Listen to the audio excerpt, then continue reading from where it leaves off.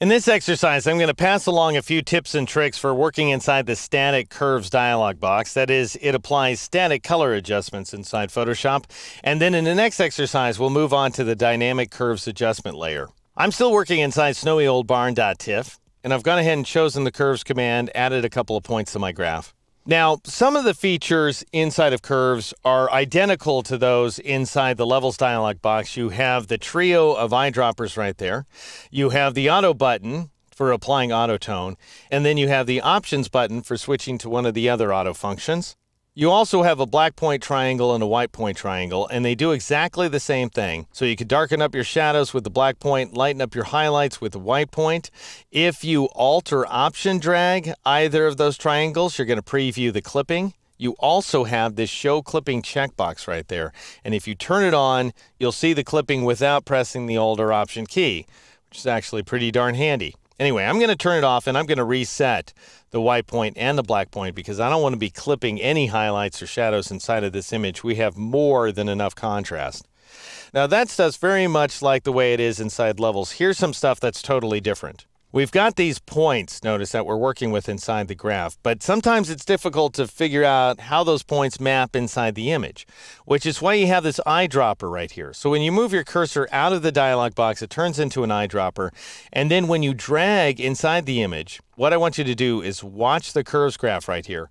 When you drag inside the image, you'll see this little bouncing ball, and that's showing me exactly how the pixels under my cursor are mapping into the graph. So notice when I drag from the sky, which is very bright, into the barn, all of a sudden that ball is going to whip down to the lower left region of the graph. And so that gives you a sense of what kind of luminance levels you're dealing with right here. But you might figure, gosh, it'd be really great to remove all ambiguity and just say, you know what, I want to be able to modify the brightness of this specific area of this slat of wood, so I want to nail it. And you do that by pressing and holding the Control key or the Command key on the Mac and clicking at that location. And what that did was it added a point right there inside the graph. So I'll show you that again just so that you can see it happen. Notice if I press Control-Z or Command-Z on a Mac, that point disappeared. So watch this section of the graph. As soon as you Control or Command-click, bang, it gets added. So there's no guesswork involved. Now, you also have the option, although I don't take advantage of it as much inside Curves just because it's a little bit more difficult to predict. But you can switch from the composite channel to the red, green, and blue channels as well. So you can modify every single one of the channels independently. And I will show you an example before this chapter is out. And you can even add channel by channel points if you want to. And the keyboard shortcut in that case, I'm not going to do it, I'll just tell it to you, is Control-Shift-Click out here in the image window or a Command-Shift-Click on the Mac. You won't see a point added in the composite view, but then when you switch to the individual color channels, you'll see a new point on the graph. All right, now notice that the new point is selected here inside of the graph. You can drag it around to a different location if you want, or you can nudge it using the arrow keys. And if you press the down arrow key, notice you're going to reduce the output level. And if you press the up arrow key, you're going to increase that output level. If you press the right arrow key, you're going to increase the input level, and if you press the left arrow key, you're going to decrease that input level. Now, you might say, how in the world am I supposed to remember that? Well, you're really just moving the point in that direction here inside the graph. So when you press the right arrow key, you're moving it to the right. When you press the left arrow key, you're moving it to the left, and that just happens to affect the input value because you're changing the luminance level that's getting modified, which is input. And when you're raising and lowering the point, you're changing how it gets modified, and that's output. You can move the point in bigger increments as well if you like by pressing Shift along with an arrow key. So that's Shift right arrow, this is Shift left arrow, and so on.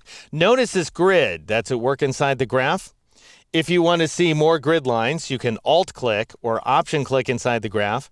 And then if you want to see fewer grid lines, you Alt or Option-click again.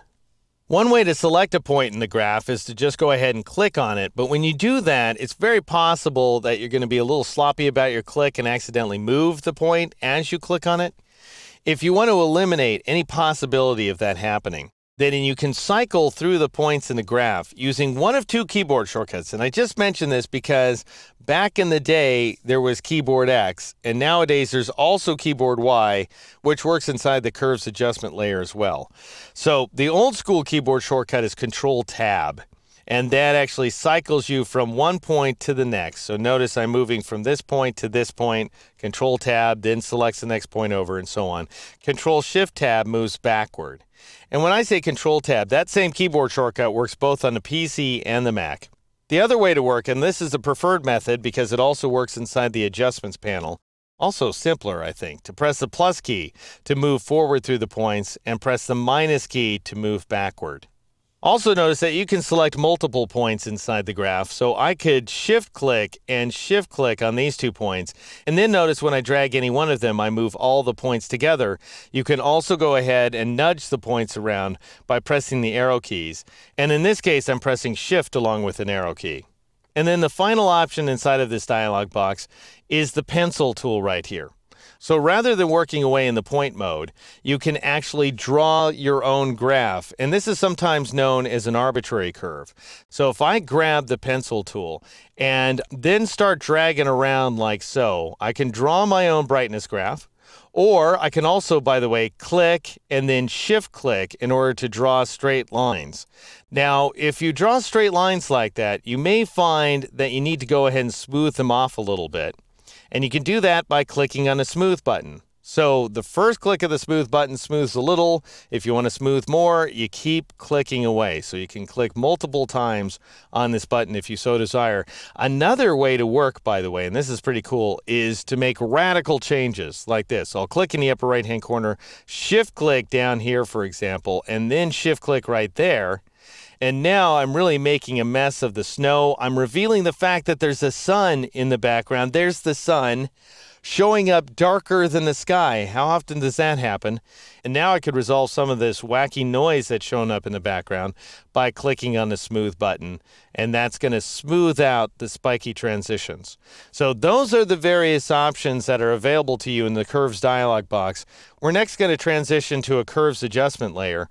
And then after that, I'll pass along some practical advice for working with this image.